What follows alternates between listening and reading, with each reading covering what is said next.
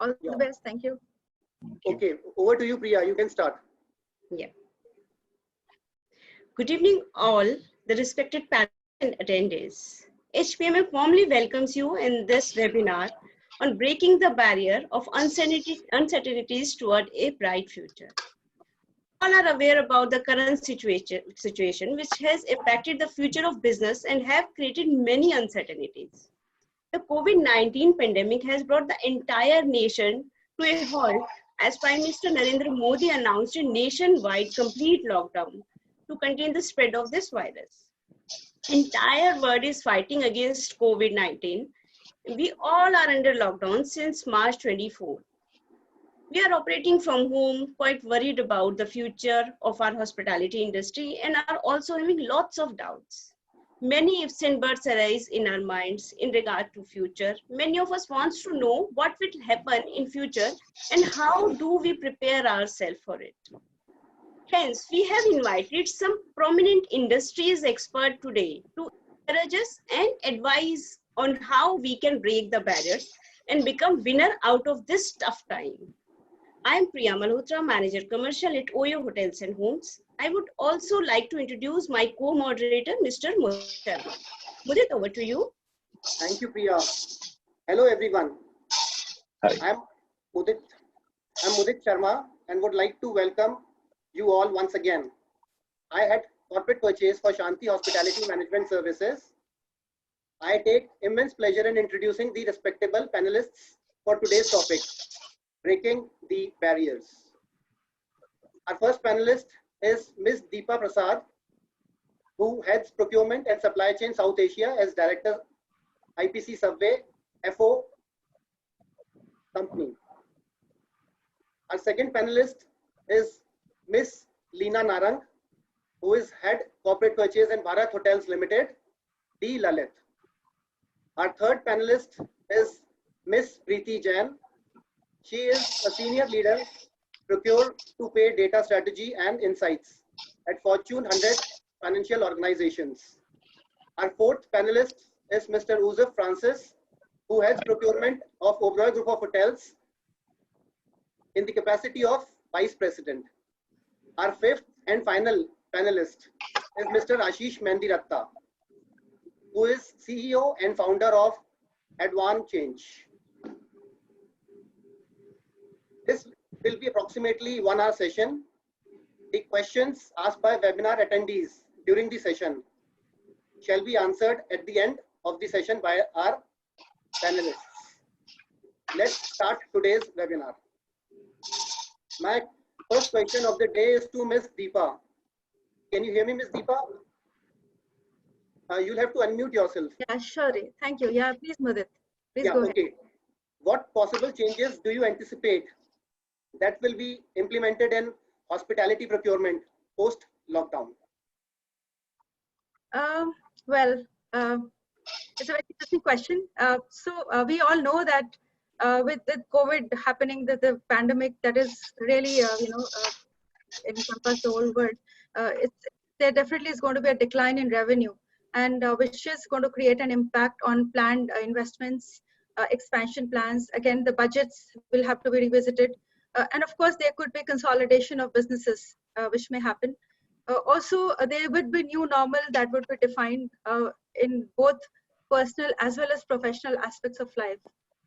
So for businesses with reduced revenue, the focus would definitely be on reducing the operating costs. And of course, when you talk about reducing costs, the focus comes on procurement, right? So there'll be an increased emphasis on driving cost efficiencies across. So in short, I can say that for procurement, the focus would be on, in the shorter term would be on reducing primarily from a hospitality. When you're talking about also it could be, of course, it might lead us to renegotiating commercials to get the best offers to support brands in driving sales, because so that we are able to pass on benefits to the customers and hence get them interested in our products. Also, there could be a new normal which would be around reducing complexity in the medium term. Like, there'll be a shift towards simplifying the whole process. So simplification would be another key thing that I think would become a norm of the day, right? So there could be a move towards focus on more generic products versus and maybe lesser customized products, reducing the number of SKUs. That could be another thing, which will also help in getting us better coverage out of the prevalent stuff that's there, and we will be able to maybe gain benefits on the cost, right? So overall, I feel the procurement system would have to be nimble, for which, of course, it would be imperative to have products with shorter lead times and sourcing options with shorter lead times, which would again enable reduce inventory levels and reduce total cost of ownership. And of course, a localized sourcing would be another new norm of procurement. So, which is anyways a desirable form of sourcing for us. But yeah, I mean, I think there'll be more emphasis towards localization versus imports. So, I think. Thank you, Ms. Deepa. I would like to ask my question to Mr. Mehndiratta. Supply of resources is a key concern in current scenario. Post-lockdown, how one should come up with the pricing and logistical strategies? Okay, so when you talk about the resources, right, there are three resources that come to mind from the procurement perspective. That is the man, material, and money.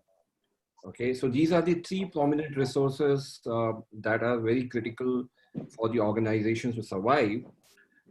So all these three resources are going to be in short supply. So because your revenues are going to go down, so you will not have enough money to spend, and availability of material and men is also going to be constrained because of the the restrictions, etc. what we are facing today. So the question is, how do we handle this situation? So whenever you are in short supply of something, what do you normally do? So what do you do? So you actually exercise more prudence in terms of where you will utilize these resources and how efficiently you can use these resources. Okay, and you will minimize the wastage. You will use the lean practices, minimize the complexity, and take all the initiatives where to minimize the wastage which may happen. Okay, so the first and the foremost thing, to understand how you should spend your where you should spend your resources or money on. I think procurement people have to first understand the business side of it. What business is going to do to come back to the normalcy, right? So the demand side is very critical, because the ramping up, in terms of what materials you want to buy, which suppliers you want to activate, is all dependent on how well you are aligning with your demand side or the sales side. Okay. So let's say, if the sales side is focusing on, on few services, they may not offer all the services to start with. So you also have to be clearly aligned to what those plans are, and how do you align your procurement of men material according to those plans on the demand side. Okay. So that is one of the important thing. And the another thing is, also look at various possible scenarios. Okay, because when you make a plan, it does not mean that it's going to you're going to hit it 100%, right? Given the current situation, things can change very rapidly. We may think the restrictions may open up after some time. We don't know what may happen as an impact of opening up. There could be further increase in cases that may happen. If that were to happen, then what's your response going to be? Okay, will there be another lockdown? So you have to build all kind of possible scenarios. So in my view, the question here is not to focus on the cost at this point of time. Okay, because if you try to do optimize cost, okay, so you may okay.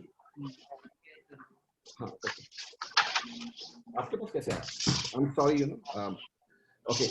So so my view is, as procurement people, the idea here is to ensure supply rather than trying to find few pennies here and there, trying to cut cost here and there. So those things will not work anymore. Okay, So even if, it means paying little more to secure your supplies, because if you have supplies, you can satisfy the demand and you can get the revenue. But if your supplies are cut off, for a few money saving here and there, the entire, the demand side is going to be jeopardized. Okay. So my only point here is you must align yourself, your plans to your demand side on the sales side, and focus on how best to satisfy the demand. Okay. And also try to build various possible scenarios. Look at what are the various possible risks. For example, if you're trying to activate few suppliers, don't assume that, suppliers are telling you will happen. Okay. So always have a backup plan, contingent plan, right? So I think that is the main focus going to be, for everybody, to ensure supply and somehow meet the demand, because while demand is going to be, getting demand back on track is a challenge. Similarly, once the demand is there, to satisfy the demand is going to be another challenge. Okay. So that's what I would like to, give a message, that don't focus on, few pennies here and there, just focus on ensuring the supply and managing the risk. Absolutely. Thank you, Mr. Mendiratta. Yeah. My next question is to Ms. Leena. What are the immediate actions to be implemented for upgradation in hygiene and food safety SOPs and certifications? Good evening to the rest of the attendees also. Well, as far as the SOPs are concerned, we kept on getting the new FSSAI guidelines also. So accordingly, we have to make those changes in the SOPs for the hotel operations. But mainly the first is the sanitation and the social distancing. So food is again a very sensitive area while handling. So we need to take care the food handlers, their screening is very important for us. And top of that, from where we are getting the materials, we need to have a SOP for our vendors also, that they have to follow that certain checklist, wherein they need to give us a declaration and all, that they are getting his employees or his workers properly tested time to time. We need to come up a sanitation expression at the receiving dock itself before even anyone can enter at the receiving dock itself. New layout plan for the restaurant sitting arrangements, and probably till this COVID-19 is there in a full span, I think so buffet should not be laid out. We should remove the buffets probably at the moment. And as far as the rooms are concerned, we need to work out the disposables, because wherein the disposables comes into the picture, therein a guest will feel more comfort, because then a hygiene level is there, that he is not using anything, reuse is there. We agree that the cost will affect, cost is there, but at the end of the day, now in today's world, everybody is demanding for the hygiene, and everyone is ready to pay if he's getting the hygiene standards. I don't think so there is no fun in reducing the room cost probably. So we need to upgrade our procedure and policies accordingly with the teams. We need to have more trainings for the staff members, as well as we need to have a training sessions for our vendors also. Because in our country still we respect that the level of the education is not there as far as the requirement is there of the hygiene is concerned. So along with the training sessions of our staff members, we need to give the training to our vendors also. Again, we need to rework on to their contracts also. That it's a tough time, that let's work together probably. And secondly, as a country, as India, probably in another 4 or 5 months, we are looking that we will have more small scale industries with us, and automation is probably required, wherein less of the hands to be used basically. There are certain things which needs to be implemented, that's very important for us. And as a procurement, we need to work hard. Probably the disposables, we can have probably water beds, that We can wash them, sanitize them, water pillows are there, new things are there. That's there. Obviously, it's little expensive, but one-time investment will give you a return, because if guests will get that comfort, the hygiene standards, so then you will get, no doubt, ROI will come in 8 months or so, rather in 2 months or 4 months. It will take little time, but probably it's very important to change all the products, to upgrade the things, probably more disposables, more washables, more sanitization is required. That's what I'm looking for. But let's see how the time comes up, because industry will take another 12 to 18 months probably to come back into the shape.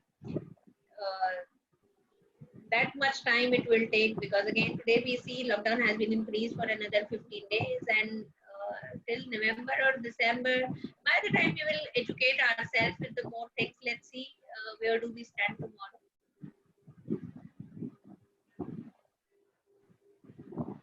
Thank you, Ms. Reena. I would like to request all the panelists, please mute your mic when you are not talking.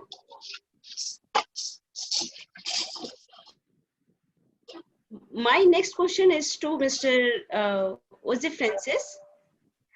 How procurement and operation heads could think of creative way to control food cost and contribute to the revenue. Hi, good evening, everybody. Good evening. I hope I'm audible. Yeah, very much. I think need of the hour is to think creatively with this pandemic upon us. I would suggest using this 80-20 rule. So 20% of our 80% of our costs come from 20% of the items. April is usually the month that we renegotiate contracts in a lot of cases. So I'm sure that process must be on. And one must remember that everything is open for renegotiation. So look at all the levers that are possible in this scenario. No, it doesn't matter whether it's a small one, big one, but if it falls in the 80% bucket, please use it. Look at the total cost that we are incurring, especially in food items, total cost. So are there items already lying with you which are about to expire? How do we use that? Is it possible to discuss with the vendor and get it back to the vendor? How do we make sure that now we don't want large lot sizes but smaller lot sizes, so that we just buy what is required, because consumption has also gone down drastically? And how do we reduce the unit cost of the food? That is also important. So rather than send a mail or something, please speak to your vendors, pick up the phone, look at the relationship over the last few years and try to leverage that. We have been working with all our vendors, and we have been requesting them because our position is known to everybody in the industry. The hospitality and aviation industry are the worst hit. So we are telling our vendors that if we survive, tomorrow we'll grow. And for the last so many years, our industry has given such good business to all of you. So now is the time to give something back. We are looking at things like renegotiating the payment terms. So if it gives me, because today the most important thing is saving cash. Reducing your cash burn is the most important thing that you do. If you have cash today, you will survive for the next few. If you can do that, then you will emerge stronger. Certain people will die out because they don't have enough cash. And when the opportunity comes, they will not be in a position to leverage that opportunity. So conserve cash as much as possible. Look at each and every way how you can increase the payment terms. There are good opportunities now available with vendors where you can discuss a one-time discount on pending payments, for example. We have made use of that very well, because even suppliers are in a bad position, but they are also understanding that probably we can't make 100% payments. So we are requesting that you take a one-time hit on your existing outstanding and take the money. So we are doing that. We are increasing the number of days that they are providing. We are talking to vendors, especially in areas like software and all, where we are saying that we will pay maybe, rather than delay the spend to next year or year after that, we'll pay you 10% today, okay, and the rest we'll pay probably next year or the year after that. People are responding to that because even they are worried that how do we survive in such a situation? So they want to lock on to sale. So please make use of each and every one of your levers to do this. And don't only look at food cost, but look at the other costs. Look at AMCs, for example. Do you really need all your AMCs that are operating? Are there some AMCs which can be shifted, for example, first from a comprehensive to non-comprehensive, or just labor AMCs? A lot of these AMCs are there for decades with us because that has been the system. But please look at each and every element of cost and see whether you really need that cost or not. Strongly, and lastly, use this time that we are at home to improve your process, to understand what you have been doing, do some spend analysis, and make sure that when we open, we emerge much more stronger and much faster. Thank you. Thank you, Mr. Joseph. My next question is to Ms. Preeti. How can we make procurement department a profit center in current times? My question is, how can we, please. Thanks, Mudit, and good evening, everyone. So certainly, procurement is evolving into a true profit center as I think spend data and analytics are increasingly driving business decisions.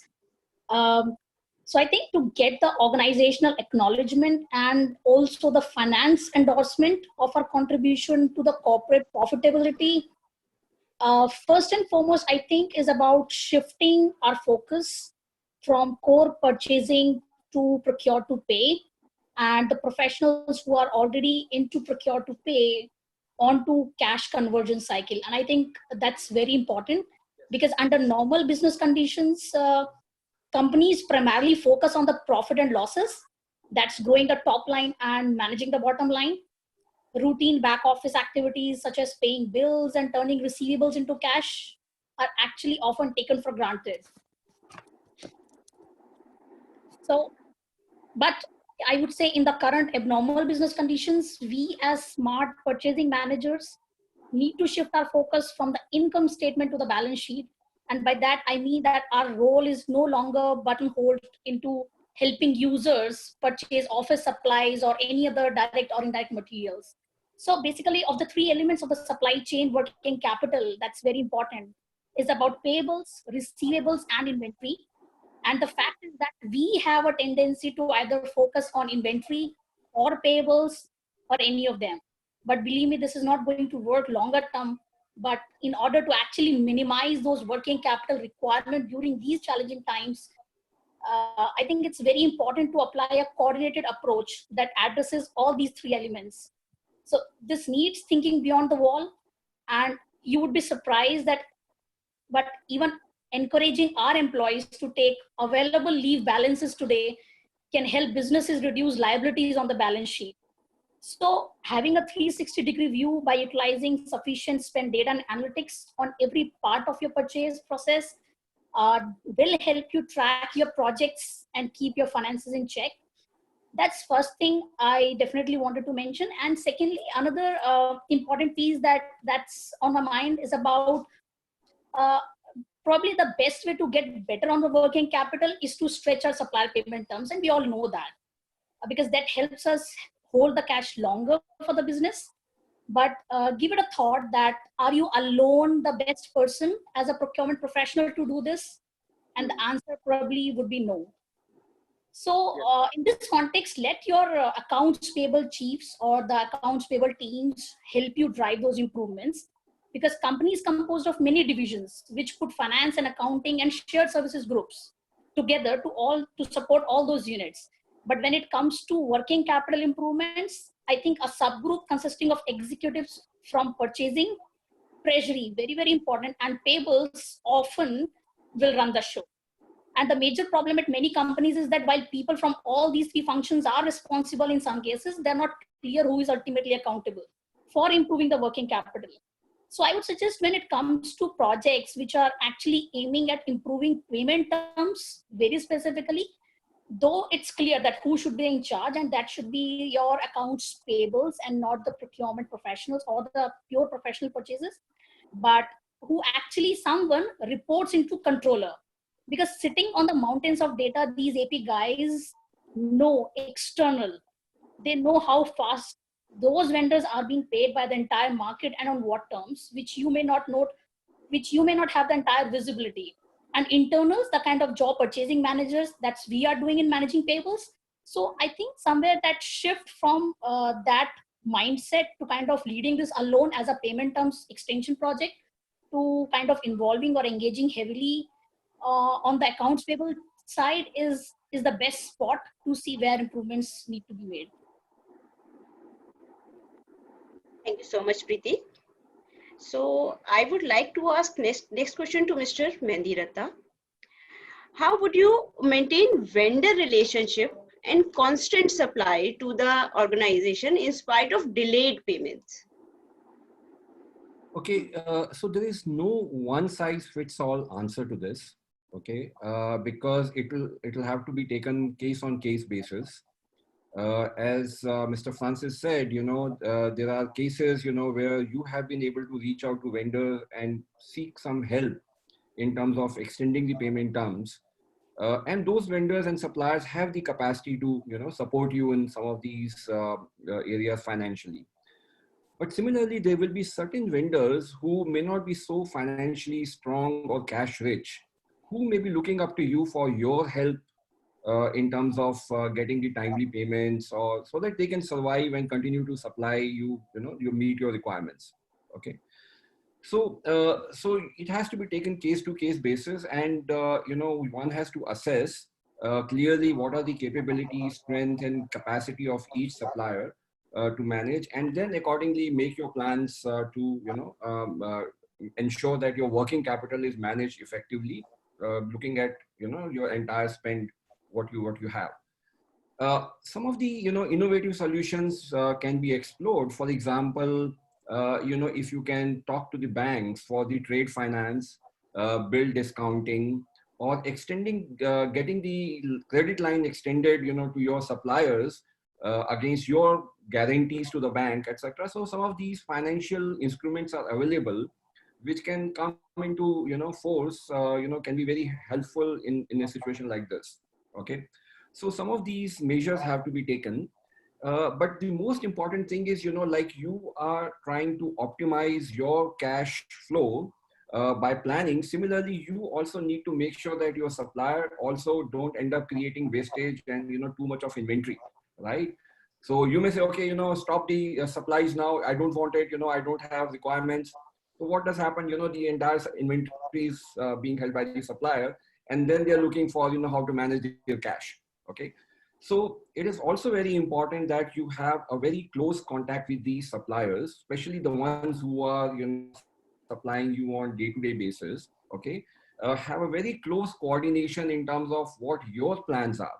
So, for example, if you are working on your plan, if you are reviewing your plans on daily basis, like like a control Zoom or war Zoom, you review what exactly is your bare minimum requirement. Okay.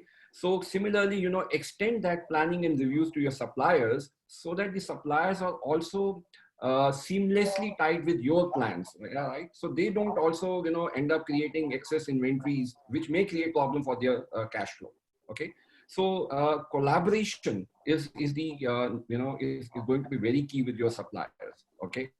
But yes, on case-to-case basis, you have to see, how much can you extend the payment terms, as there is no single answer, to this particular problem. So you will have to handle, supplier by supplier, depending on their capacities.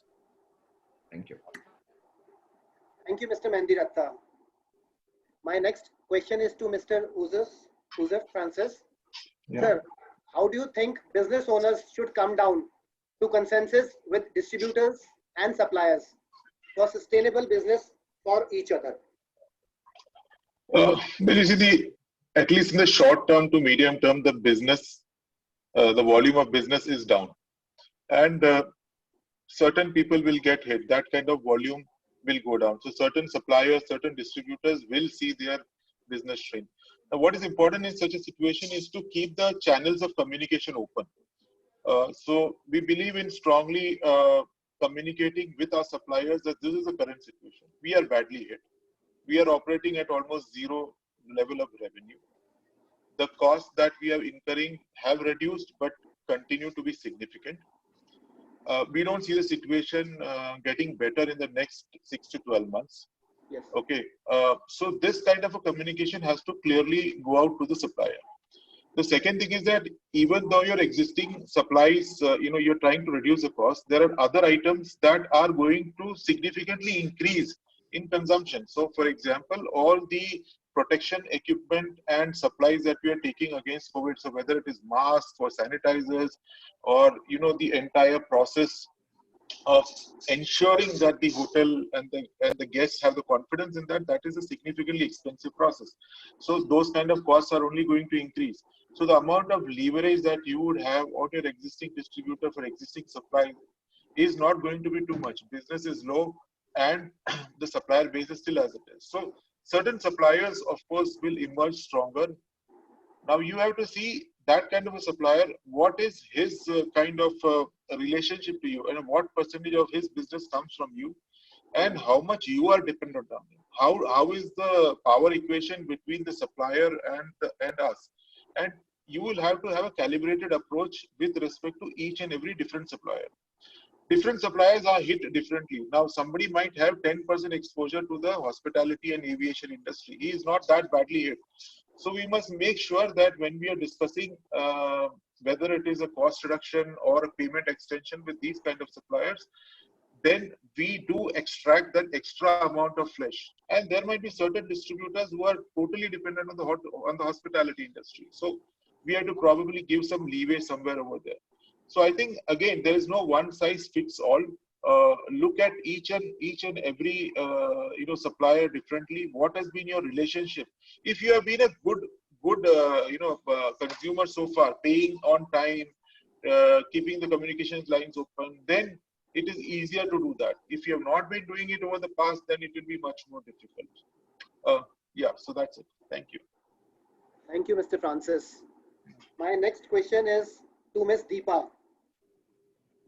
Do you think locally made items will be more in demand now? Well, I already said that in my first answer. Yes, I think the trend would be more towards buying locally than to really get into imports. Imports are associated with high lead times, high inventory costs, high exposure on the forex vagaries also impact.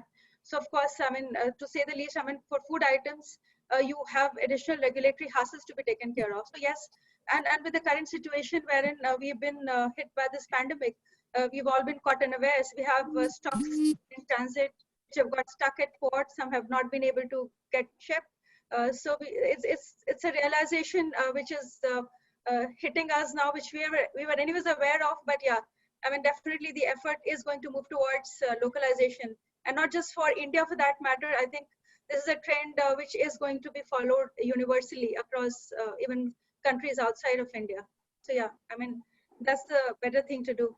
Yes. Thank you so much, Ms. Deepa. Thank you. My next question is to Ms. Preeti. How do you think credit period and billing process going to be changed in this coming time? So thanks, Priya. While credit periods being offered by our suppliers aren't going to change significantly, and of course, they too are wanting it to go down rather, barring a few financially strong ones. But as I think one of the panelists, Mr. Mendrita, also touched base that the smaller businesses, of course, undoubtedly are going to face severe cash crunch, or are already facing, and in the need of working capital very much. And at this point in time, when it becomes even more important to now pay them regularly and on time, no early, no late, rather.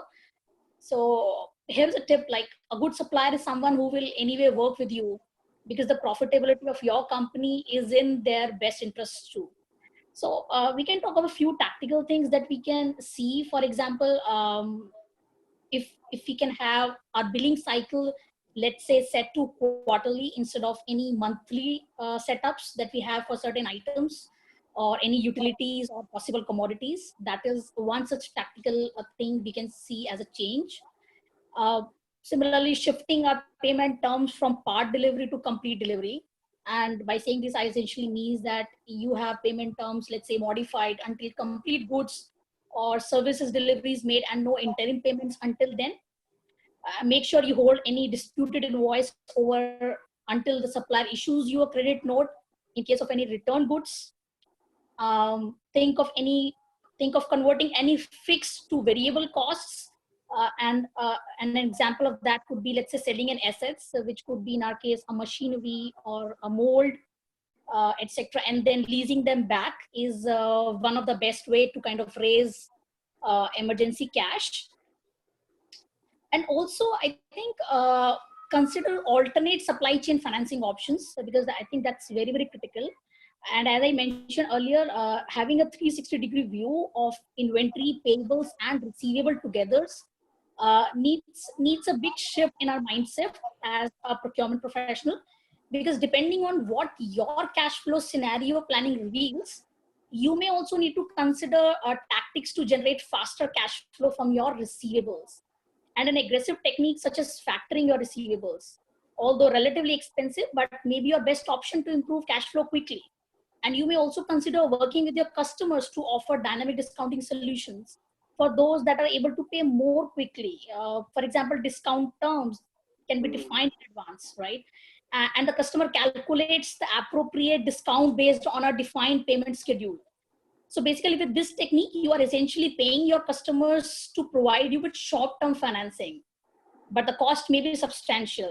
So for instance, a conventional 2% net 10, if I were to say, early payment discount would translate into a 36% APR or annual percentage rate. So however, if government loans or bank credits aren't available, this might be one of your only options. So there are a number of other supply chain financing possibilities that can be implemented in the short to medium term, such as collaborating with your key trading partners to optimize cash flow across the extended supply chain is one such important thing that can be considered. Thank you. Thank you so much, Ms. Preeti. I would like to ask my next question to Ms. Leena. Ms. Leena, what will be the new normal in procurement? What will be the new normal in procurement? New normal, if we talk about, see, we learned so many new things in past 2 months, probably. Sanitization, social distancing. So sanitization is very important. So earlier, it is not that much is there. So it's new for us for past 2 months, and probably it's going to be a normal going further forward for us for in future. Because if we see the disease, if we look COVID-19, it will not go post the lockdown. We have to live with it. The disease remain there. Probably, yes, effects will go down gradually, but it will remain there in the country. So we had followed some new things in past 2 months, whereas those things are going to be normal in future, like our sitting distance, while our talking distance, our eating habits, our going to the markets, while doing the shopping, while taking the material, even like the vendors which are giving you the home delivery, we are following certain standards at the moment. That is going to be normal in future for all of us. We need to maintain those standards in our routine life. As far as the procurement of the hotel is concerned, we have to be cautious enough while taking anything. So all the new things which we learned in 2 months to have a good hold towards this disease is going to be normal in future. Thank you, Ms. Leena. My next question is to Ms. Deepa. Retaining the best employees and laying off the unresourceful employees is the most difficult task for business owners in these difficult times. So what are the measures one should take so that the organizations get into sustainable operations? Well, this is a very difficult question, I would say. There is no right or wrong answers, right? I mean, I would say this is something that we should always do, not just now. But yeah, because as you know, I mean, there's a saying that I used to hear in my previous organization, that people first and sales and profitability follow. So success of any organization actually depends on its people, right? So on an ongoing basis, I strongly believe that we need to have a positive and cohesive culture so that because culture ultimately drives positive thinking and positive mindset in the employees and also keeps them motivated. So that is something with or without COVID, we should definitely have a positive culture and keep the employees motivated. They should have a congenial working environment. That's one. Coming back to business, we talk about now procurement. Of course, I mean we have different measures that we can take to kind of make it leaner and more productive. So like even in our organization, we have a very lean team, and I strongly feel that having a lean team always helps. You definitely have options to outsource and leverage on the strengths or the skills available outside, or your partners available outside their strengths, and then build a optimal sourcing model even through a lean team, right? So, and that is something that is sustainable, because if you're lean, then of course you never are vulnerable to let's say layoffs, etc., when these kind of financial situations arise due to these unwanted situations like today, right? And of course, in order to make the team more effective, I feel it's important to create a cross-functional exposure for the team. So in a way, what happens is that normally we see that person who is doing procurement keeps doing procurement forever, and one who is doing supply chain or demand planning is just doing that forever. So I strongly believe that we should let the people to get exposure in different areas of the business, and that kind of also helps you create talent as a backup for future, and you can cover for the gaps if required. At the same time, it creates that keeps the interest alive in the employees, because they always have the opportunity to learn more and learn something different. So these are the three things that come to my mind. I mean, there are multiple things, but yeah, I mean, if we do this, then of course, we kind of lose the vulnerability of kind of facing a situation or crisis in terms of layoffs, etc. Thank you so much, Ms. Deepa. My next question is to Mr. Mendiratha. What tools and process one need to get aligned before and after lockdown to ensure the organization survives through competition and loss of business? Okay, so I think I would first talk about what needs to be done during the lockdown and the period it's going to take from now to the normalization, right? So which may be few months or maybe a year, we don't know. Okay. The first and the foremost thing is to get down and do your spend analysis and see what can be postponed, what you don't need, just take it out from your list.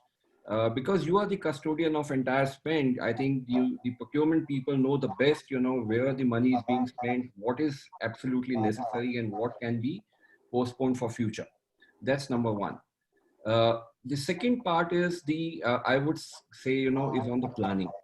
Planning is going to be very critical, because situation is not going to be consistent all the time. It's going to go up and down. It's going to remain volatile.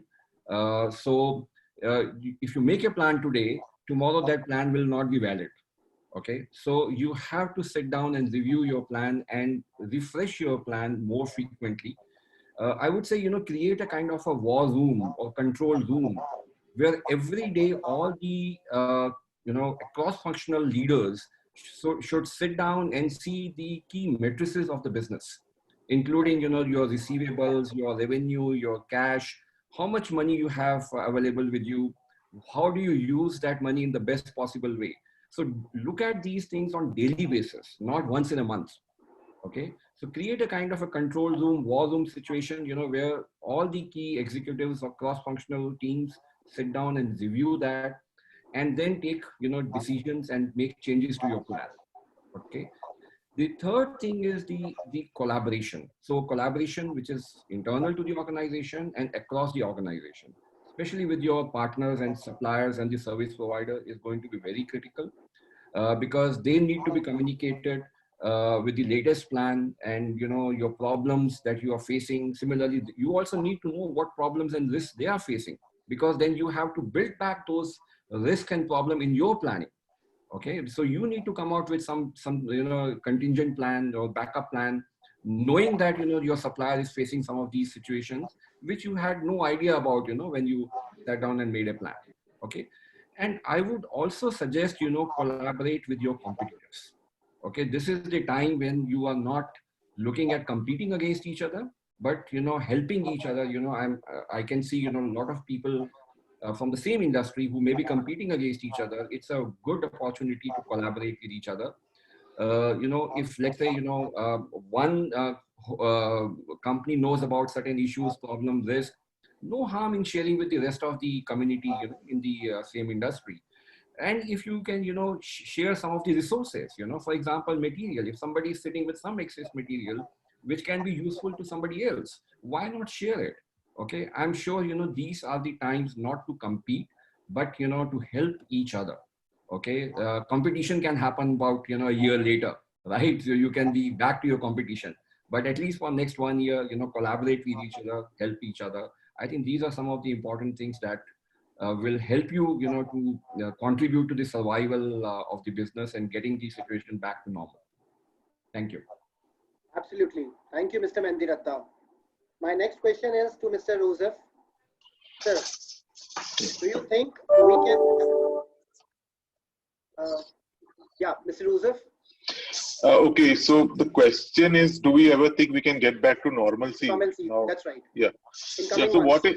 So what is normalcy is going to be a big question, because if we are thinking that how the situation was probably 6 months ago, so now the world has completely changed. The world that we are going to see in the next few months or few years is going to be a very different world. The industry is going to take a lot of time, because the guests are going to take a lot of time to regain confidence in coming out, staying at hotels, dining at F&B outlets. So we can see a slow progress or slow recovery happening in that sector. Secondly, a lot of practices in the industry will change. As Leena was saying, sanitization and social distancing will become the norm. So everything will get redesigned over there. Example, last almost 40 days, a lot of us are working from home, and I have personally noticed that I am able to do 90% of my work, what I was doing earlier, even though I'm sitting at home without any loss in efficiency. So working from home and not really having to go to offices, reducing the need for meetings, that will become the new normal.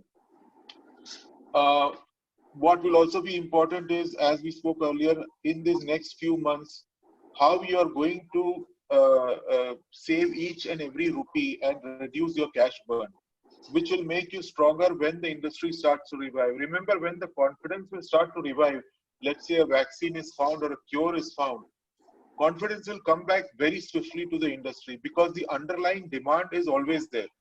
And because the underlying demand is always there, guests will come back. And at that point, those people would benefit who are ready for this, who have already driven the sanitization standard, in whom the guests are confident. So we have to be ready for that kind of a future. Now that future is going to be very different. We have all seen glimpses of it, but these are some of the important points. The other important point, as one of the panelists heard, is digitization. A lot of the processes will get digital. Things like issuing a purchase order, making a payment, checking your receivables, these all don't require any paperwork. So that kind of a push is going to be significant. We have in our system cut our paperwork significantly in the last few weeks in response to this, and I see that only going ahead, and that helps the entire chain. So even earlier I was issuing a check, but now continuously it's on RTGS. Vendors get 2 to 3 days of credit earlier. Small things like that will drive, and digitization will become a big part of our lives in the next few months. So yeah, these are going to be some of the changes that definitely I see. There is no normalcy as we had it in the past. It is going to be a new normal. Thank you. Thank you so much, Mr. Joseph. I would like to ask my question to Ms. Preeti. Ms. Preeti, what's the biggest learning for the hospitality industry from COVID-19?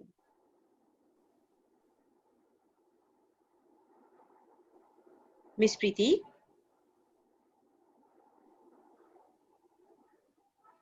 Yeah. Yeah. Am I audible now? Yeah. So, What's the, should I repeat the question? yeah. Yeah. Please. What's the biggest learning for the hospitality industry from COVID-19? Thanks, Priya. So I would say, as a typical black swan event, COVID-19 took the world by complete surprise, and as a consequence, the entire sectors of the economy have seen their revenue collapse to zero. And as hospitality industry is particularly dependent on people movement, interactions, this outbreak has impacted the industry significantly, like many others. And we procurement professionals will continue to be challenged with finding new saving opportunities. So I think some of the biggest learnings from that standpoint is first about the responsible and sustainable expense management. And the simplest of the example of that could be, maybe time to look at your tier 2 suppliers. Uh, there is one very interesting recent survey from Deloitte which mentioned that for continuous 5 years, procurement leaders continue to claim cost savings year over year, but the entire supply chain overall remained same or worse, with 65% of the procurement leaders saying that they had little to no visibility, to their tier 2 suppliers, which is literally surprising. So I think definitely we need to go a little deeper. Spend analytics is the key, and going beyond what we are dealing in today in terms of tier 1 interactions or supplier management. There is a time to look beyond that. Second important thing is about the maintaining service levels here, because as someone rightly said, that don't reduce standards but add value, because customers are very sensitive to changes. So focus on changing customer experience and perception is going to be very, very critical, I think, in this case. The industry would need to demonstrate as how we can ensure the highest levels of hygiene post-COVID. So don't lose sight of the long term, because you may then end up compromising customer and employee satisfaction, and as well as hurting profitability and viability. And this would actually mean redefining our vision of what success would look like next, that is post-COVID. So I think time to reconcile any slow logistic and inventory systems investment, accelerate any digital operations, and faster shake out of already failed models if we had in the past, and so on. So be wary of broad scale discounting, but if you must discount, then do so in an intelligent way, and consider, I would say, creative packaging or bundling of your product that add value to the consumer without costing them too much. So consider any or develop any new or alternate revenue streams, basically thinking how to diversify now our business rather than relying too heavily on a particular mainstream or a geographic segment. That's also, I think, is a great learning from this situation. So while it is disheartening, I would say, to see the businesses struggling, and it is also important to remember that difficult times are a driver of innovation. COVID-19 is intimidating, to be sure, but hospitality can emerge more resilient and with more lessons to apply to the future.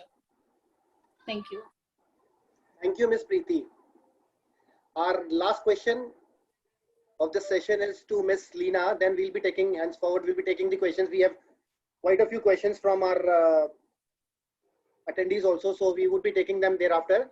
So the last question would be to Ms. Leena. How do we anticipate the scenario for next year after having a bad business in this year? Working for industry for a good 20 years, no doubt entire industry will have this bad year. This is the very first time we saw that, and in fact, tourism economics also says that due to COVID-19, there will be a significant decline across. So it will take 12 to 18 months to overcome from this situation. Let's be very honest with everyone. Meanwhile, we need to assess the market, risk of each commodity with right specification and the certifications, that number of the items we are importing at the moment. So we need to work out the Indian substitute for the same, which will help us to support the economy of the country also, and which will reduce the dependency on the basically international brands also. So we must hope that every tomorrow is a better tomorrow, and we will overcome with this switch situation very shortly. Wonderful. Wonderful. Thank you. So now we will take some questions from audience, selected questions from audience. My first question is to Ms. Leena. This is from Mr. Jairaj Singh. How long do you think the hotel would be able to place the revised SOP in place pretending to hygiene and implement the same? Revised SOP for the hotels, it will take another 2 months, because still every day new things are coming up. It is very difficult to assess, because if we will rather we have started making the new SOPs, but the alteration, modifications, because once the lockdown is over, as we heard, I'm not too sure, but it says that they will be opening up the hotels by the month of October probably. So till the time we will get the approvals to get the hotel open, we keep on modification in the SOPs. SOPs are ready. It is very easy to do the changes at any glance. But these 2 months, the May and the June, at least, we need to closely watch the situation and the required measures to be taken, because our industry is a very sensitive industry. We are the first one to take care for the hygiene standards. So it will take another 2 months to come up with the revised SOPs for the industry post COVID-19, keeping into the mind that we need to maintain those standards. Okay, thank you. So my next question is from Mr. Shailesh Shah to Mr. Jose Francis. Do you see a radical change in reviewing housekeeping guest toiletry with an aim towards achieving new eco and hygiene standard? Also, will hand sanitizer be an integral part of room toiletries? Room toiletries moving towards ecological alternatives will happen. So that has already been happening even pre-COVID. The move towards reducing the amount of plastic in the hotel, whether it is a straw or whether it is a shampoo bottle, that push is already happening. And during this time, it will get accelerated. But one must understand that now volumes in such products have gone down drastically.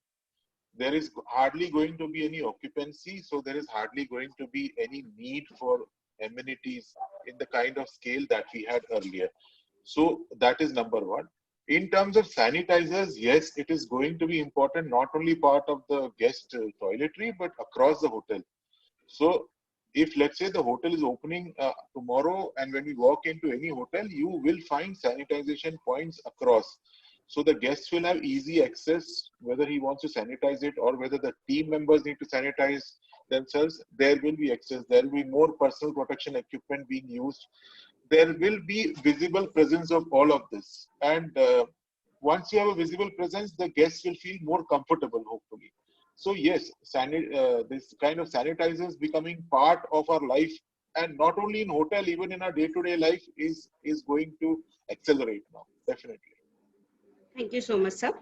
So my next question is from Mr. Prasad Joglekar to Ms. Deepa. Do you think it's difficult, instead of working in silos, if we work together on common platform like HPMF, will it work better? Yes, definitely. I think it has come up a lot of time during the discussion, wherein and I totally approve of that myself.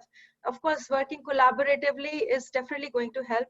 If we are able to support each other by helping each other with products which are expiring, particularly in case of food products, we are able to find outlets by kind of by helping each other in terms of utilizing stocks and reducing wastages. Yes, that's one thing. Second, of course, is through a platform like HPMF, we can always share our learnings and learn from each other's best practices to get out of this situation and handle it in a better manner.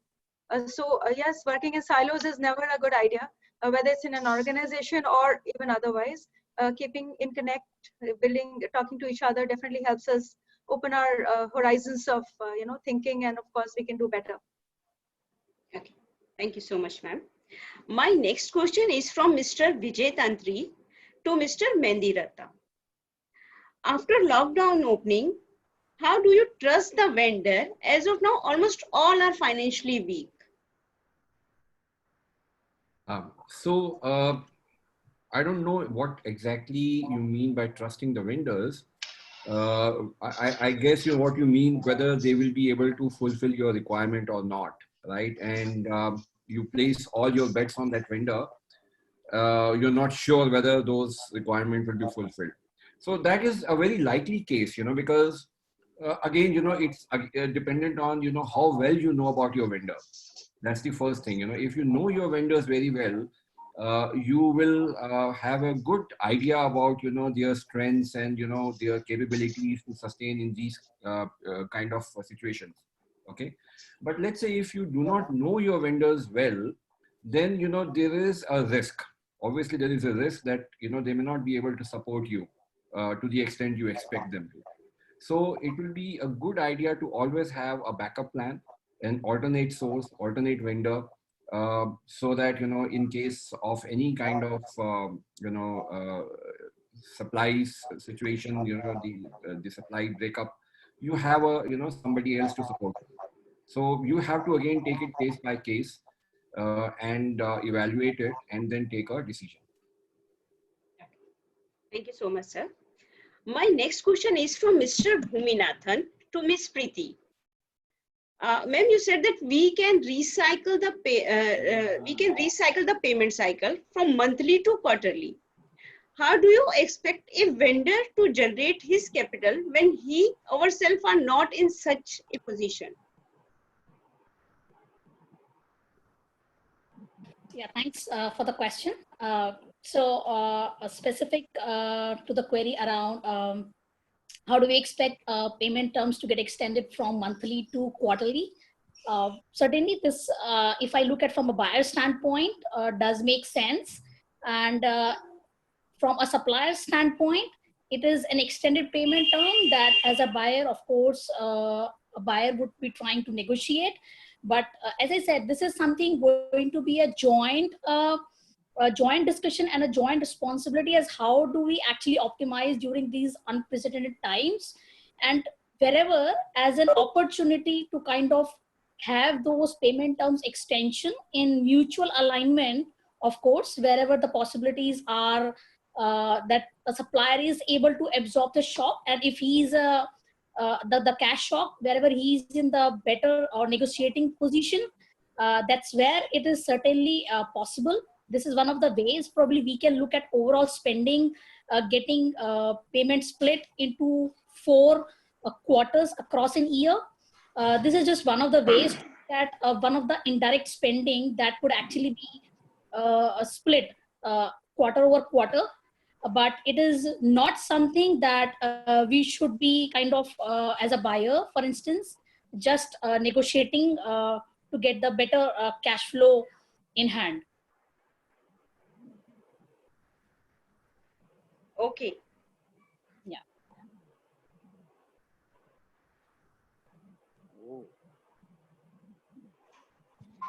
Mudit, are you there? So from now it's almost 8 o'clock now. We would be summarizing the webinar. So our learnings from today's webinar are: we need to spend our capital working very carefully. We need to keep reserves ready for our future, because the uncertainties which have surrounded us, we really do not know when they are going to end, when they are going to give us respite. So keeping a track on working capital and carefully spending it is the way forward. We need to collaborate with our vendors case to case. Then we need to give a clarity on our situation or on our situation to our suppliers also, so that they are not in doubts. They also respond us well. We need to take them together with us and help them surviving, since we are also struggling to survive. So our vendors also need to survive in these difficult times. We need to start, and local items should be taken as an alternative. We should start using local items. Then discounting is where we can earn a little revenues for our organization. So we should renegotiate on our contracts, ask for more discounts. People who support us with discounts, their payments should be made faster. Positive culture should be motivated within the team. A cross-functional exposure should be given to the staff so that we can see, layout is a very difficult decision. So instead, getting people into cross functions wherein there are multiple properties, sending them outside. So that's way forward. Then Mr. Yusuf rightly said, define the new normalcy. What is the new normalcy? See, we will not, for another 2 years, we anticipate that we will not get into the same normalcy which we had around 3 months back. So we need to upgrade our sanitization processes. We need to cut on our paperwork. We need to work from home. Then COVID-19 taught us, it gave us many lessons. So sustainable expense management. We need to think on slow investment options, then discounting, creative packaging, diversifying our businesses. So that's what is the crux of today's webinar.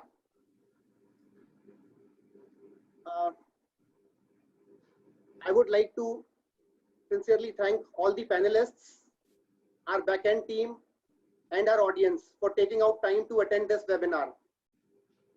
Mr. Jhala for technical support.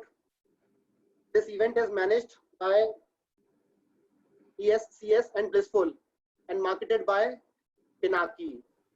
I thank all of them for a wonderful evening. Thanks to HPMF for giving me that platform for getting this webinar ongoing. The future is gloomy, but we plan it well and work towards managing the worst. Then I'm sure we'll be less affected. It has been a great session, and we look forward for another session, an interactive one, soon in future. Till then, stay safe and stay at home. Namaskar. Namaskar. Namaskar. And thank you once again. Thank you so much, panelists and audience. Thank you. Wonderful job.